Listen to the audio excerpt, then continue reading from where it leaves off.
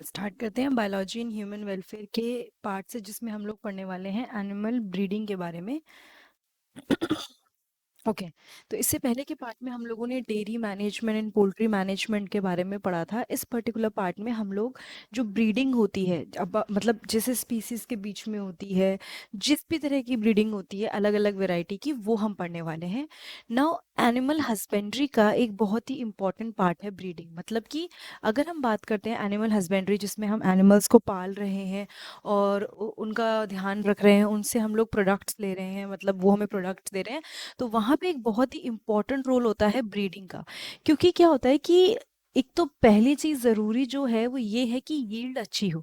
Yield मतलब समझ लीजिए, गाय है जो नॉर्मल दूध देती है और एक गाय है जो बहुत अच्छा दूध देती है, जिसकी क्रीम बहुत थिक आती है या क्वालिटी में बहुत अच्छा होता है, तो हमारे लिए प्रायोरिटी उस टाइम पे यही होगी कि ऐसा मिल्क ले, ऐसा मिल्क गाय दे जो हमारे यूज का हो।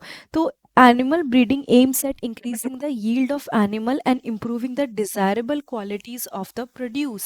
मतलब कि एनिमल की यील्ड बढ़े, जो भी एनिमल दे रहा है, चाहे वो मिल्क है, जो भी चीज़ें उससे मिल रही हैं वो क्या हो, अच्छी हो, बेटर हो, मतलब बढ़े। और दूसरा है कि जो चीज़ें हमें चाहिए डिज़ायरेबल क्वालिटीज़, वो इम्प्रूव हो। ठीक है, improving the desirable qualities of the produce, ये बहुत ज़रूरी है। What do we understand by the term breed? सबसे पहले तो ये समझते हैं कि ये जो ब्रीड टर्म है इसका मतलब क्या है। A group of animals related by decent and similar in most characters like general appearance, features, size, configuration. देखिए, कोई एनिमल्स है ये, तो ये इनके जो डिसेंट है, मतलब जहाँ से ये आए हैं, जो भी इनके पूर्वज हैं, कहीं ना कहीं वो रिलेटेड हैं। ठीक है, दूसरी चीज़, ये जो कैरेक्टरिस्टिक में आपस में बिल्कुल सिमिलर हो। अब वो कैरेक्टरिस्टिक्स कौन से होंगे? General appearance. अब एक डॉग है तो वो आप दूसरे डॉग को भी देख के पहचान लोगे कि दोनों डॉग हैं by just looking at the general characteristic. अब सेम वे में आप एक कैट और डॉग को देख के नहीं बोलोगे कि ये सेम ब्रीड के। अब डॉग में भी ब्रीड होती हैं अलग अलग, ठीक है, कोई डेल्मेशियन होता है तो वो अलग तरह का है, उसकी अपीयरेंस बिल्कुल अलग है। अगर कोई आपका लेब्राडोर डॉग है तो वो बिल्कुल अलग तरह का है। तो मेन चीज़ जो होती है कि इनकी जो अपीयरेंस होती है, जनरल अपीयरेंस, वो सेम होती है। फिर आता है फीचर्स। इनके फीचर्स जो होते हैं, जो चीज़ें ये जैसी भी इनकी बॉडी बनी हुई है वो काफ़ी हद तक सिमिलर होती है। फिर आता है साइज, इनका सेम होता है। कॉन्फ़िगरेशन, बॉडी जिस तरह बनी है वैसा नहीं है कि एक का डाइजेस्टिव सिस्टम अगर ऐसा है तो दूसरे का बिल्कुल अलग होगा। ठीक है, ये सब जब सेम होते हैं, सिमिलर होते हैं, बहुत रिलेटेड होते हैं, तो हम बोल देते हैं कि they belong to a breed. ठीक है। Now when breeding is between animals of the same breed, देखो, ब्रीडिंग जब होती है, लाइक जब मेटिंग करवाते हैं और सेम ब्रीड के बीच में होती है, तो उसको हम बोलते हैं इन ब्रीडिंग। फिर से देखिए, ब्रीडिंग सेम एनिमल्स के बीच में, मतलब एक ब्रीड के एनिमल्स के बीच में अगर ब्रीडिंग हुई तो we will call it inbreeding. लेकिन अगर ये ब्रीडिंग हुई बिटवीन डिफरेंट ब्रीड्स तो उसको हम बोलते हैं आउट ब्रीडिंग। ठीक है, फिर से सुनिए, सेम ब्रीड में हुई तो क्या बोलेंगे? इन ब्रीडिंग। और दूसरे बाहर दूसरी ब्रीड्स के बीच में अगर ब्रीडिंग हो रही है तो हम उसको बोल देते हैं आउट ब्रीडिंग। ना सबसे पहले इन ब्रीडिंग देख के चलते हैं। Inbreeding refers to the mating of more closely related individual within the same breed for 4 to 6 generation। ये लाइन याद रखनी है।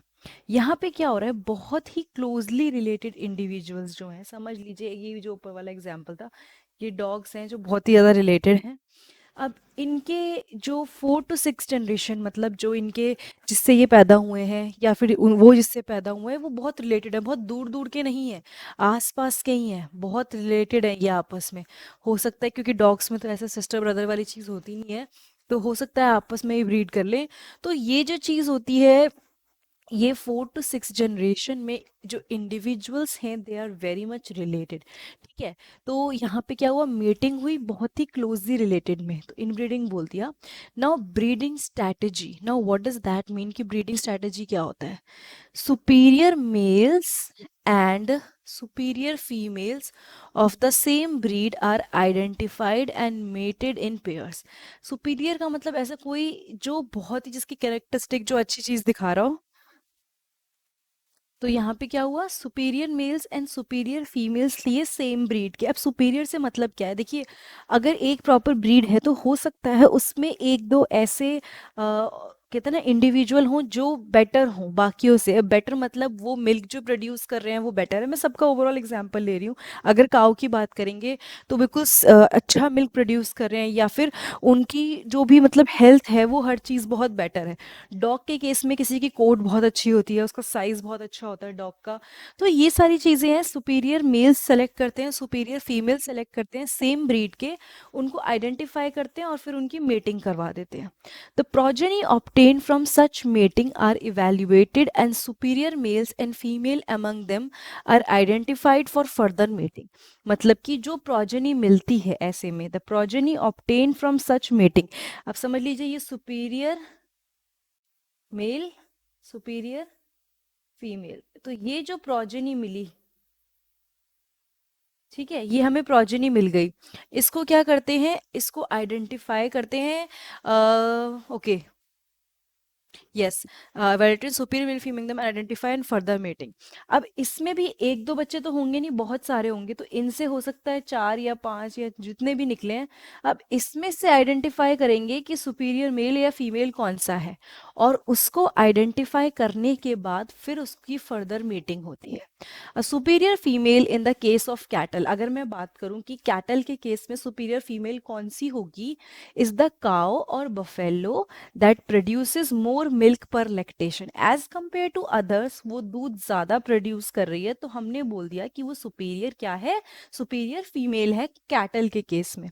On the other hand, a superior male is the bull which give rise to superior progeny as compared to those of other males। अब अगर हम बात करें दूसरे केस में, सुपीरियर मेल एक बुल हुआ जो कि एक सुपीरियर प्रोजेनी बनाएगा as compare to those of other males, मतलब कि उस पर्टिकुलर बुल की जो प्रोजेनी आगे बनेगी वो बहुत बेटर बनेगी औरों के कंपैरिजन में। तो एक ही कैरेक्टरिस्टिक नहीं डिफाइंड है कि सुपीरियर मेल का या फीमेल का एक कैरेक्टरिस्टिक है, हर किसी का बहुत वेरी करता है। Now try to recollect the homozygous pure line developed by Mendel as discussed in chapter 5। Homozygous आप समझ गए, जिसके एलेल और ये सब कुछ सेम होते हैं, ठीक है। A similar strategy is used for developing pure line. देखो, जब मैंडल ने होमोजाइगस प्योर लाइन डेवलप की थी तो उसमें कोई भी मिक्सचर नहीं था, ठीक है। तो अगर वो आर था तो वो आर था, और वो आर था तो वो आर था, तो ये हो गई होमोजाइगस प्योर लाइन, ठीक है। मतलब एलिल्स इसमें मिसमैच नहीं हो रखे। तो जब हम प्योर लाइन डेवलप करने की बात करते हैं, जैसे कि हम केस में बात कर रहे थे, पीस के केस में, मटर के केस में, कैटल के केस में जब हम करते हैं तब भी हम ये सेम स्ट्रैटेजी यूज करते हैं। इन ब्रीडिंग, जैसे ही आप अगर आपस में रिलेटेड इंडिविजुअल्स को अगर हम मेट कराते रहें, जैसे ये रिलेटेड है, इनको मेट करवाते गए, तो होमोजाइगोसिटी, होमोजाइगोसिटी डेवलप हो जाती है। Thus inbreeding is necessary if we want to evolve a pure line in any animals. तो आप अगर चाहते हो कि प्योर लाइन डेवलप हो, ये बहुत ही अच्छी ब्रीड का डॉग है और आगे भी यही डेवलप हो, तो इनब्रीडिंग करवाते हैं, ठीक है। बाहर से कोई कुछ नहीं लाएंगे, सेम उसके रिलेटेड जो भाई जो भी उसके मतलब कहते हैं ना बंधु हैं, सखे बंधु, उनसे मेट करवा देंगे। नाउ लेकिन जब भी हम इनब्रीडिंग के बारे में पढ़ते हैं तो हमने एक चीज पढ़ी है, inbreeding exposes harmful recessive genes that are eliminated by selection. Inbreeding की वजह से क्या होता है, हार्मफुल रिसेसिव जीन्स, यानी कि देखो, एक तो वेरिएशन नहीं आती है जब इनब्रीडिंग हो रही है, कोई बाहर से कुछ नहीं आ रहा, कोई बाहर से नहीं आ रहा, आपस में मेट हो रहा है, तो वेरिएशन नहीं आती है, और एडप्टेशन, एडप्ट करने में प्रॉब्लम होती है क्योंकि उनके पास वेरिएशन नहीं आई है। दूसरी चीज़ है जो हार्मफुल रिसेसिव जीन है, जो बेसिकली नेचुरल सिलेक्शन में, जो नेचुरली मेटिंग में जो रिसेसिव जीन्स एलिमिनेट हो सकते थे, खत्म हो सकते थे, वो यहाँ पे खत्म नहीं हो रहे हैं। Therefore, this approach where there is selection at each step increases the productivity of inbred population। इसीलिए ये जो अप्रोच है जहाँ पे सिलेक्शन है हर एक स्टेप में, वो क्या कर देता है, प्रोडक्टिविटी तो इंक्रीज कर देता है। लेकिन देखो यहाँ पे तो एक फायदा दिया उसने, एक मिनट रुको, ये देखो ये वाली line, it also helps in accumulation of superior gene. जब अच्छे अच्छे ही मेट करते रहेंगे तो आपको पता है कि ये वाली जो प्योर लाइन निकलेगी, इसकी आगे की जो प्योर लाइन निकलेगी, उसमें सारे ट्रेट सुपीरियर होंगे, ठीक है। लेकिन अब उसने क्या बोला कि it also help in accumulation of superior gene and elimination of less desirable gene. जो जीन्स नहीं चाहिए वो एलिमिनेट हो जाएंगे, खत्म हो जाएंगे। बट अगर कंटिन्यूड इन ब्रीडिंग होती रही, क्लोज इन ब्रीडिंग मतलब कहीं से भी कोई वेरिएशन नहीं आई, इन्हीं रिलेटेड क्लोजली रिलेटेड के बीच में होता रहा आगे रिप्रोडक्शन या जो भी आगे प्रजनन बनाने का काम है, तो फर्टिलिटी रिड्यूस हो जाती है एंड इवन प्रोडक्टिविटी भी कम हो जाती है। And this is called in breeding depression. इसके बारे में हमने चैप्टर 2 में भी पढ़ा था। अब देखिए, इन ब्रीडिंग डिप्रेशन प्लांट्स में भी होता है और एनिमल्स में भी होता है, और obviously there is a certain requirement for what, for variation. Variation की बहुत ज़रूरत है। विदाउट वेरिएशन अगर प्रोजेनी बढ़ती रहेगी तो कोई फ़ायदा नहीं है, ठीक है। क्योंकि वेरिएशन जो, समझ लीजिए कोई इंडिविजुअल है जिसमें बहुत सारी वेरिएशन आई है बाय मेटिंग, तो वो बेटर एडप्ट कर पाएगा इन्वायरमेंट के अंदर। But that is not the case with the one which is under going in breeding, ठीक है। बार बार सेम इनब्रीडिंग हो रही है तो दिक्कत होगी आगे चल के, चाहे कुछ टाइम के लिए बहुत सुपीरियर सी वो बनी रहे, लेकिन बाद में जाके दिक्कत होगी। Whenever this become a problem, selected animals of the breeding population should be mated with unrelated superior animals of the same breed। तो solution क्या है, समझ लीजिए ये एक प्रोजेनी थी जिसके बहुत अच्छे अच्छे से बच्चे थे और सुपीरियर थे, तो समझ लीजिए ये सुपीरियर मेल है ये वाला। तो आप इसमें आपस में मेट कराने की जगह या क्लोजली रिलेटेड में मेट कराने की जगह क्या करो, किसी और के साथ मेट करा दो जो क्या है, सुपीरियर फीमेल है, तो इसके साथ मेट करा दो। लेकिन ये रिलेटेड नहीं है बट दोनों सुपीरियर हैं, तो फायदा क्या होगा, वेरिएशन आएगा। सुपीरियर का सुपीरियर रहेगा और वेरिएशन का वेरिएशन आएगा। This usually help in restoring fertility and yield. तो जो फर्टिलिटी खराब हुई है, खत्म हुई है, वो रिस्टोर हो जाएगी और यील्ड रिस्टोर हो जाएगी। Now comes outbreeding. Outbreeding is the breeding of the unrelated animals which may be between individual of the same breed but having no common ancestor for 4 to 6 generation. Now the biggest difference between inbreeding and outbreeding is यहाँ पे common ancestor नहीं होते 4 से 6 generation के लिए, जो कि inbreeding में थे। inbreeding में common ancestor थे 4 से 6 generation के लिए, उन्हीं में breeding हो रही थी। यहाँ ऐसा नहीं है, there are no common ancestors for 4 to 6 generation। Out crossing लिखा हुआ है और between different breeds, that is cross breeding, आगे पढ़ेंगे हम इस बारे में। और डिफरेंट स्पीसीज, देखो इनब्रीडिंग एक अलग है, अब ये आउट ब्रीडिंग में अलग अलग आ जाते हैं, उनको हम पढ़ेंगे। तो सबसे पहले तो हमने जाना आउट ब्रीडिंग क्या होता है। Now out crossing, this is the practice of mating of animal within the same breed but having no common ancestor on either side of the pedigree up to 4th 6th generation। मतलब ना ये mail और जो female है related नहीं होने चाहिए 4 से 6 जनरेशन के लिए, बिल्कुल भी एंसेस्टर इनके बिल्कुल भी कहीं भी ताल्लुकात नहीं रखने चाहिए, मिलने नहीं चाहिए, कुछ नहीं होना चाहिए। The offspring of such a mating is known as an out cross. और जब ऐसे के, जैसे ये वाला केस जो था, ऐसे के जब मेट कराते हैं तो उसको क्या बोलते हैं, आउट क्रॉस, ठीक है। It is the best breeding method for animal that are below average in productivity in milk production, growth rate in beef cattle etcetera. ये बेस्ट ब्रीडिंग मेथड है for animal that are below average in productivity in milk production. मतलब कि जो ज़्यादा अच्छे नहीं है, जिनका मिल्क ज़्यादा प्रोडक्शन बहुत अच्छा नहीं है, उनके लिए बेस्ट मेथड है growth rate in beef cattle etcetera.